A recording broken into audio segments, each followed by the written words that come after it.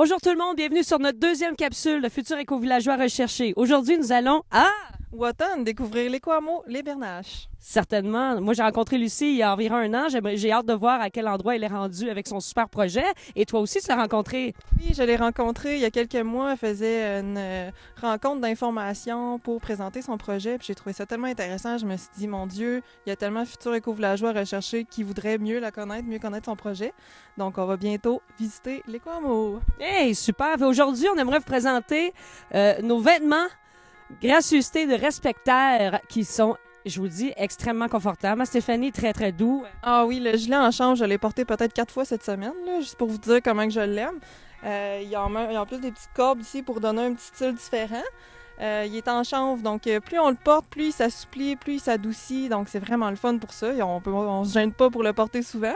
Puis aussi, c'est un tissu qui est hypoallergénique, pas irritant. Donc si vous avez des problèmes de peau, c'est vraiment le meilleur choix. Puis c'est un choix le plus écologique quasiment que vous avez. Donc je vous conseille vraiment de porter du linge en chanvre. Puis mes pantalons sont en bambou. Puis ça, j'en avais déjà acheté à la Cité écologique. Puis c'est toujours le premier vêtement que je porte quand je fais du lavage. Moi ici, j'ai un veston, une veste qui est en coton biologique et en chanvre.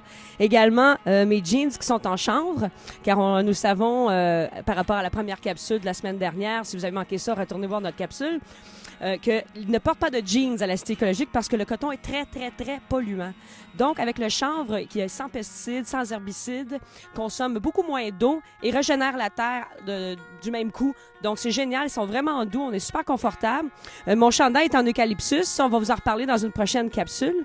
Donc, on vous invite à aller visiter également leur site web parce qu'ils ont des super beaux trucs. Vous allez voir. Là, on va vous en défiler quelques-uns d'ici les prochaines capsules. Donc, nous, pour l'instant, on vous quitte. On repart sur la route. Il reste environ 1 heure de route, puis on arrive et on vous présente ça. Super! Hey, à tantôt! Hey, hey, hey, hey, hey, yo, hey, yo. Oh, hey, yo.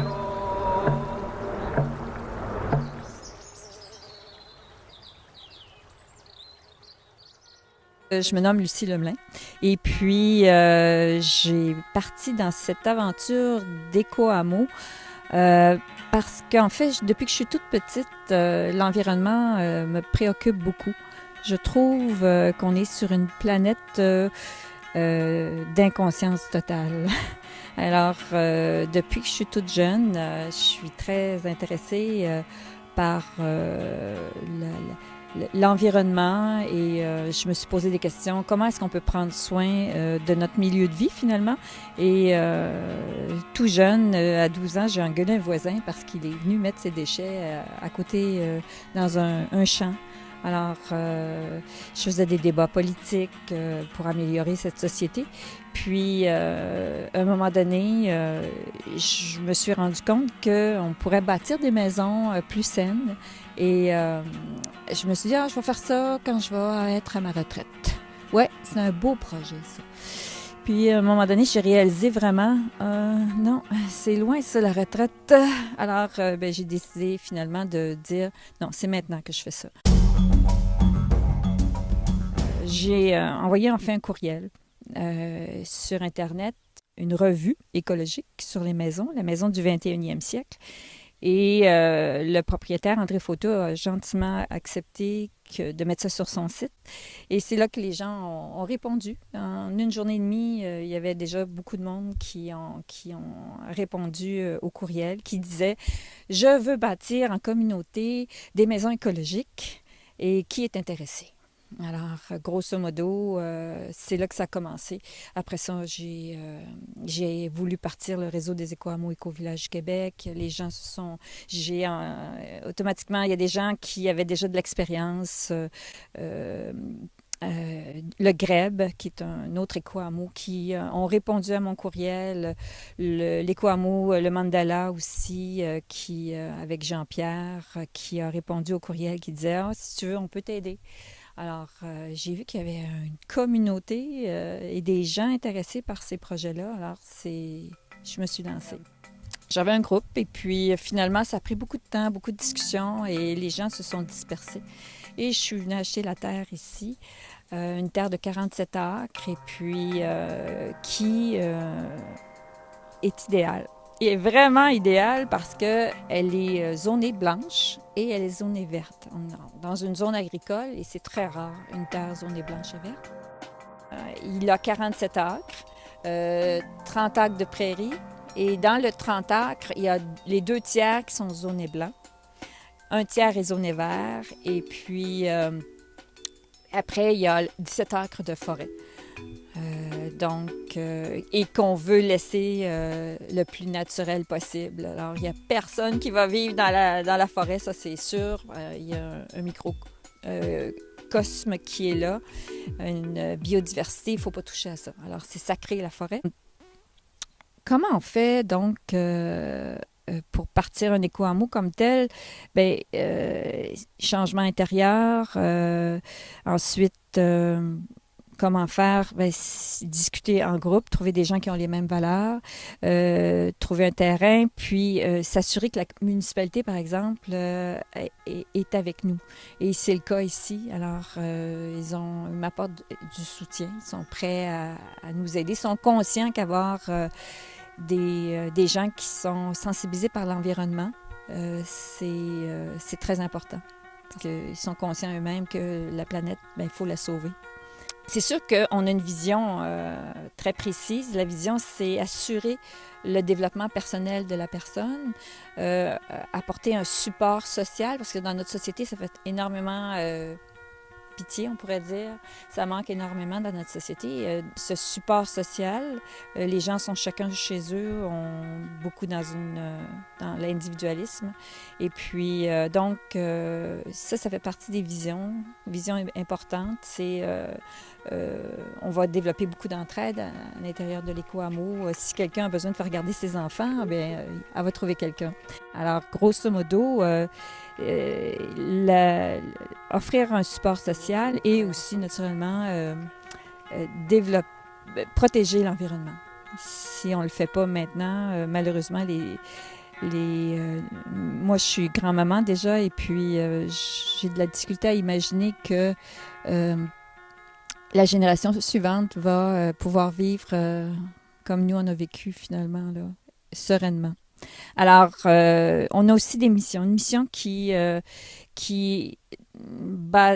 très importante, ça revient au besoin d'apprendre la communication, c'est une raison d'être. Enfin, une mission, c'est la même chose.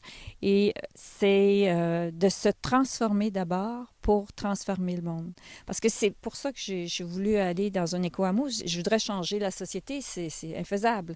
Alors, l'idée, c'est de réunir des gens qui ont les mêmes valeurs et recréer une micro-société. Ça, on est capable de le faire. Bon, personne ne sera capable de changer le monde, mais recréer une société avec des valeurs humaines, ça, c'est faisable.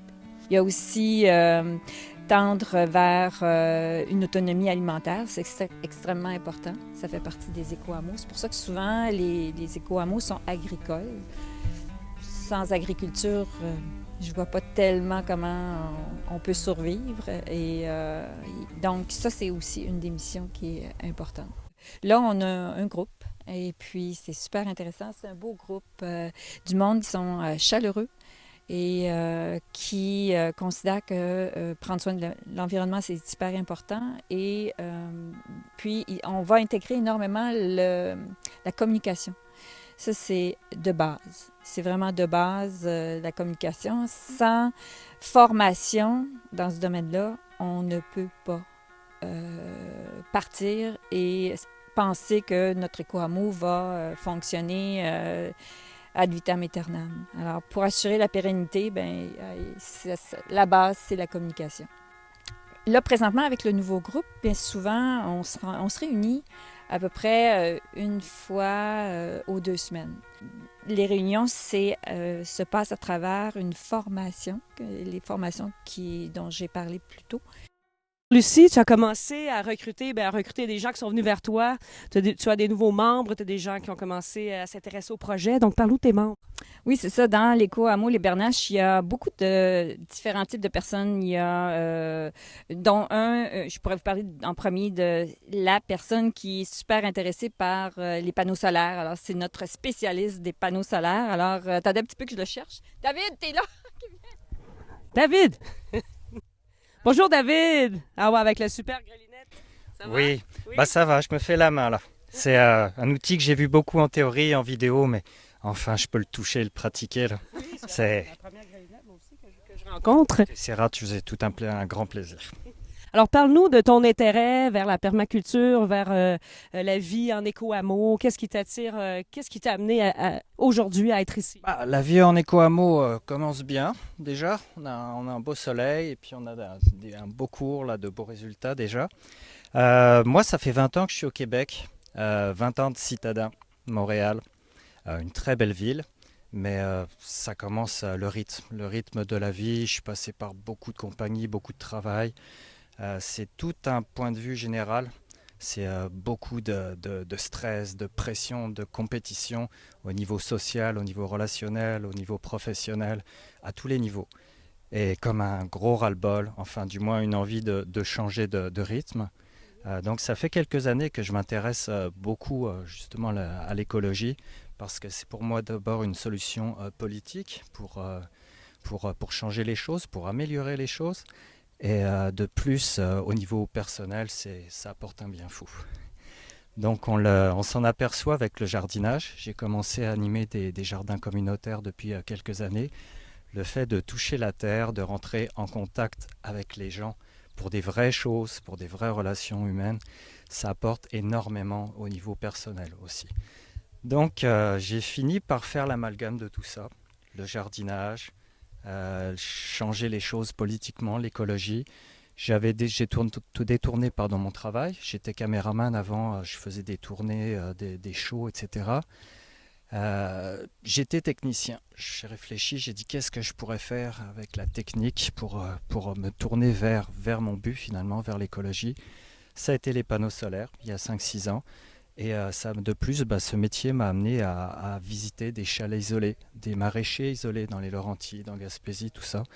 Ça a renforcé mon amour là, pour la nature et l'écologie. Et c'est ça. L'an dernier, je faisais des visites, j'ai rencontré Lucie. Puis j'ai dit, oh, ça, c'est quelqu'un qui a de l'allure. Ça va être une belle équipe. Et puis, me voilà.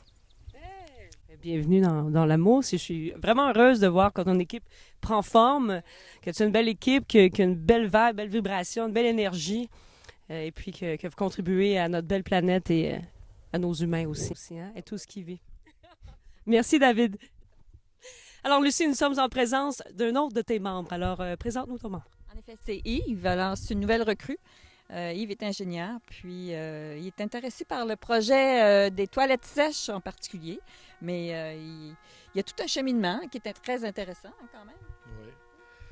Oui. Disons que moi, le projet, je l'ai connu à travers Catherine, qui est un autre membre qui n'est pas ici aujourd'hui, donc qui est une collègue de travail, puis je suis revenu à la maison avec l'information à propos du projet. Je l'ai présenté aux filles, puis à ma grande surprise, les filles sont venues les yeux gros comme des 1$. Donc j'étais... j'ai une fille de 12 ans, une de 15 ans, puis une autre de 17 ans. Donc on a décidé, on va aller aux formations, puis on va commencer à s'instruire sur l'éco-hameau. Donc je suis vraiment nouvellement arrivé, puis je suis en cheminement là, au niveau d'essayer de comprendre c'est quoi un éco-hameau, puis de regarder comment on pourrait s'impliquer. Puis, est-ce que tu as fait toutes les formations jusqu'à maintenant? Parce que là, tu es rendu membre. Et comment tu trouves comme ta journée aujourd'hui? Est-ce que tu dois apprendre plein de choses qui sont nouvelles, un nouveau mode de fonctionnement? Puis d'avoir tes enfants qui arrivent de l'école puis qui disent « Ah oui, nous autres, on veut participer! » C'est comme « Oh, on s'attend pas à cette réaction-là. » C'est vraiment génial de voir le mouvement qui change puis que les jeunes s'intéressent à la planète puis à cette belle synergie. Alors, comment tu as trouvé ta journée, tes premiers ateliers jusqu'à maintenant? Moi, particulièrement l'atelier d'aujourd'hui, c'était intéressant parce que il y a une mouvance. Moi, je travaille à la Ville de Montréal, donc on est en système de gestion d'eau de pluie au niveau du génie civil. Donc, on travaille moins maintenant avec des grosses conduites, mais plus en permaculture au niveau urbain. Donc, on essaye de faire des petits systèmes qui vont retenir l'eau. Donc, c'est plus des aménagements, comme un peu ce qu'on a fait aujourd'hui, pour retenir l'eau de pluie, qui deviennent plus résilients, puis qui soient plus intégrés à l'environnement. Donc, on s'intéresse à la localisation, la perméabilité des sols. Donc, je le vois dans mon travail, ça change. Donc, tout ça, tout le paradigme change, mais peut-être les mentalités ne changent pas aussi vite que la société en ce moment. Fait que moi, j'essaye un peu de suivre, mais les enfants nous poussent et nous motivent effectivement à aller de l'avant. Là, ça va avoir un super beau terrain de jeu, là. C'est ce qu'on a vu avec l'étang, après t'as le ruisseau. Les toilettes sèches dans les maisons aussi. Alors, ça va être à faire et à expérimenter surtout.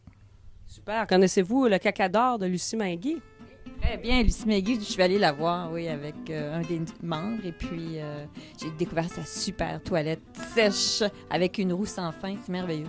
Oui, ça serait des concepts vraiment intéressants aussi à développer.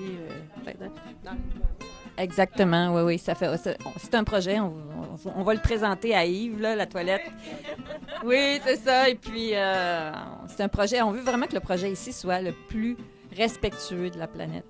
Alors, ce sera un modèle et puis modeste.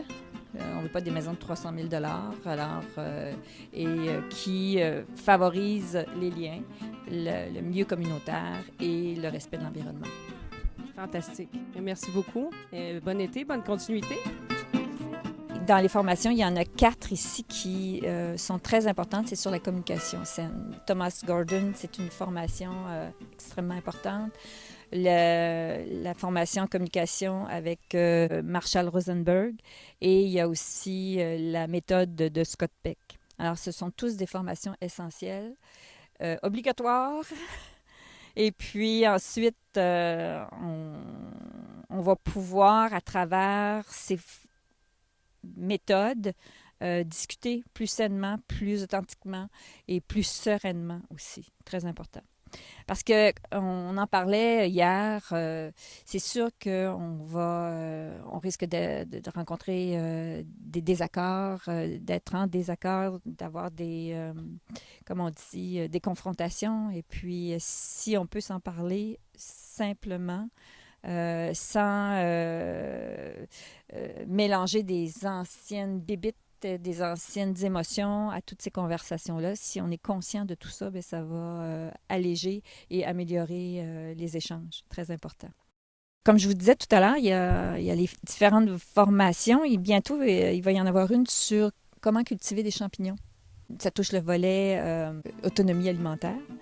Lucie, alors explique-nous jusqu'à maintenant les formations et les ateliers que tu as donnés et celles d'aujourd'hui. En fait, c'est un thème très particulier, c'est apprendre à vivre dans un éco-hameau. Le thème, c'est défi autosuffisance, cultiver et transformer un an de nourriture. Alors, apprendre à être autonome sur le plan alimentaire, ce qui est très important. Dans un éco-hameau, on veut apprendre à être autonome sur le plan énergétique avec des panneaux solaires, des éoliennes, mais il faut y penser au niveau de la bouffe aussi. Alors, des courges, des scies, alors se nourrir les 4 saisons, finalement. Encore de l'an dernier, justement, tu nourris encore de tes courges. Et puis... Exactement, je fais des bons potages encore. On est au mois de mai. Wow. Alors là, j'ai encore 4 courges, puis j'en ai encore fait la semaine passée, potage et courges et gingembre. Délicieux, délicieux. Et puis là, donc, il y a des formations. La première, c'était une formation pour planifier son été. Alors, quoi semer, des choses comme ça. Ensuite, l'autre formation, c'est apprendre à faire un sol vivant avec le bois raméal fragmenté. Alors, le BRF. Et puis, c'est essentiel d'avoir un bon sol avec plein de micro-organismes, des macros, des micros. Et puis, sans sol vivant, il n'y a pas de légumes. Alors, ça, on a appris ça il y a environ 2 semaines. Et là, aujourd'hui, la gang est venue apprendre l'introduction à la permaculture. Et ensemble, on a fait 3 buts. Et d'ailleurs, on est en coopération avec le Centre paysan. Et Thibault, qui est le coordonnateur du Centre paysan, aujourd'hui était l'enseignant. Alors, je vais vous laisser présenter les 3 buts. Thibault! Bonjour. Parle-nous de toi un petit peu, ton parcours, ton cheminement, la coopérative. Oui, donc en fait, c'est ça. Moi, je travaille pour le Centre paysan. Donc, on est une coopérative en formation populaire en agroécologie. On travaille à la grandeur du Québec, puis on organise des formations sur tout ce qui touche les savoir-faire paysans, la permaculture, l'agroécologie, etc. Avec les co-hameaux, les bernaches, on a organisé une dizaine de formations cette année pour apprendre aux gens à être autonomes au niveau de leur alimentation tout au long de l'année. Donc, autant au niveau de la production que de la transformation des aliments. Puis, cette fin de semaine, on faisait une initiation à la permaculture, qui est une philosophie, finalement, de décroissance au niveau de la consommation, mais aussi d'apprendre à se débrouiller par soi-même. Donc, d'apprendre à faire ses jardins, à construire nos maisons, etc. Puis, aujourd'hui, cet après-midi, on a fait 3 buts qu'on a juste derrière nous. Donc, la butte forestière, comme je le disais, l'objectif, c'est de recréer une butte qui ressemble au sol forestier. Donc, on va mettre beaucoup de matière carbonée, du bois, de la feuille, de la paille, pour aller chercher une structure de sol qui ressemble beaucoup donc aux structures de sol en milieu forestier. Donc, qui sont des sols qui sont très poreux, qui sont très bien structurés, mais qui ne sont pas trop riches en matière organique. La deuxième butte qu'on a fait, qui est pleine de paille, c'est la lasagne. Donc, la lasagne, c'est la butte de base en permaculture, qui est une butte finalement où on recrée un compost en faisant des superpositions de carbone et d'azote. Donc, on va mettre du fumier, on va mettre de la feuille, du bois, de la branche, de la paille. On peut mettre toutes sortes de choses, les déchets de cuisine qui sont des très bonnes sources d'azote. Puis en faisant les différentes couches, la butte va se composter par elle-même. Puis dans un an, on va avoir une structure de sol, un humus qui va être très beau. La troisième butte, qui est un mélange en fait entre les deux premières, c'est une butte autrichienne qu'on appelle la Hugelkultur, puis qui est une butte finalement comme une lasagne où on incorpore du bois au fond finalement pour avoir une décomposition qui dure plus longtemps et pour ramener du bois dans les sols agricoles, parce qu'un des problèmes des sols agricoles, c'est qu'on ajoute beaucoup d'azote pour la fertilisation, mais on rajoute assez rarement du carbone, ce qui fait que les structures de sol sont pas très bonnes et les nutriments sont lessivés rapidement. Et donc, en permaculture, un des objectifs, c'est d'obtenir des sols auto-fertiles, donc où on n'a pas besoin d'ajouter de fertilisants. Voilà pour ces 3 buts. Merci. Bon été. Dans un éco-hameau aussi, il y a le volet écologique. Et il y a des jardins, il y a les maisons qui seront, elles aussi, solaires passives, particulièrement. Solaires passives, parce que les coûts énergétiques sont élevés. Alors, ce sera essentiel que les maisons soient bien isolées, qu'elles demandent peu d'énergie pour les chauffer. Alors ça, c'est dans le projet ici d'Éco-hameau Les Bernaches, c'est le projet qui va se développer. Ain't gonna let nobody turn me round, turn me round, turn me round. Ain't gonna let nobody turn me round. Keep on walking, keep on talking, marching up to freedom land. Ain't gonna let injustice turn me round. Bon, bien, vous êtes sur la place où il va y avoir surtout la construction des maisons. On remarque que près de l'entrée, il y a une clôture juste un petit peu plus loin. Il pourra y avoir 2 mini-maisons et qui seront proches donc de la rue, parce que ça, c'est une rue sur ce quoi s'engage Alexandre. Permettre aux personnes du 3e âge qui sont vraiment peut-être à mobilité plus réduite, de ne pas avoir à se rendre plus au milieu du terrain. Alors, en plein hiver, il faut y penser à ces choses-là. Et en face d'eux, il va y avoir un stationnement en gravier, peut-être couvert aussi pour empêcher avec structure en bois, en gros bois 6 par 6. Alors, je vous demande quasiment là, d'avoir beaucoup d'imagination, mais moi, je l'ai toute dans ma tête présentement. Et là, quand on regarde derrière moi, bien, les maisons qui seront solaires passives seront construites de façon à ne pas cacher le soleil. Donc, alterner, une vers la droite, une vers l'arrière, une vers l'avant, une vers l'arrière. Alors, il va y avoir environ de 5 à 10 maisons au fur et à mesure que les gens vont arriver, les partenaires de la coopérative vont arriver dans le groupe. Alors, comme vous le voyez, il y a une coulée parce qu'il y a quand même une pente sur le terrain. Et puis, tranquillement, l'eau s'accumule vers cette zone-ci. Il y a des quenouilles, alors des saules qui sont des plantes, disons, qui vivent dans l'eau.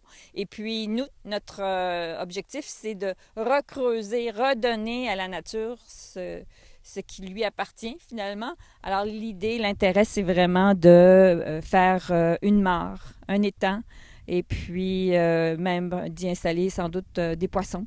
Alors, ça, c'est un des objectifs de l'éco-hameau, redonner plutôt à la nature ce qui lui appartient.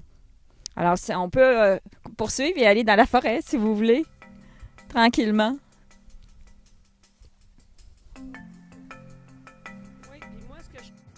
Alors là, il y a un écoulement présentement. Puis, c'est sûr que le débit d'eau n'est pas énorme, mais l'idée, c'est que on va aider à l'écoulement de l'eau avec l'étang qu'on va former. Et elle va se rendre tranquillement avec la pente dans un autre bassin, un autre étang. On voit peut-être pas si loin que ça, là, mais il y a aussi des quenouilles là-bas. Alors, naturellement, il y a des sources ici. On est dans la MRC des sources. Alors, on va profiter de cette eau qui est sous le sol pour recréer ce milieu naturel, finalement.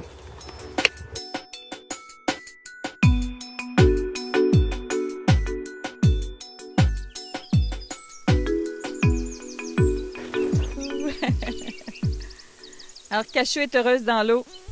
C'est idéal pour la faune. Ici, on trouve souvent des salamandres et puis des belles petites salamandres rouges, c'est super. Et puis, l'été, Cachou se baigne. Et il y a plus d'eau à certains moments, après la pluie particulièrement. Puis, un peu plus loin, il y a des petites cascades. Alors, c'est ça. Là, on est dans la forêt de l'éco-hameau Les Bernaches. Et puis, c'est vraiment un sanctuaire. C'est un lieu où on veut faire de la méditation. Alors, les branches mortes, on va en enlever un peu. Puis, y mettre avec le son de l'eau qui coule. Parce que même en hiver, on vient ici et on prend le temps de bruncher. Puis, on entend sous la glace l'eau. C'est super agréable. Et puis, donc, c'est un milieu très, très paisible. Et la super place pour méditer sur le bord du petit ruisseau.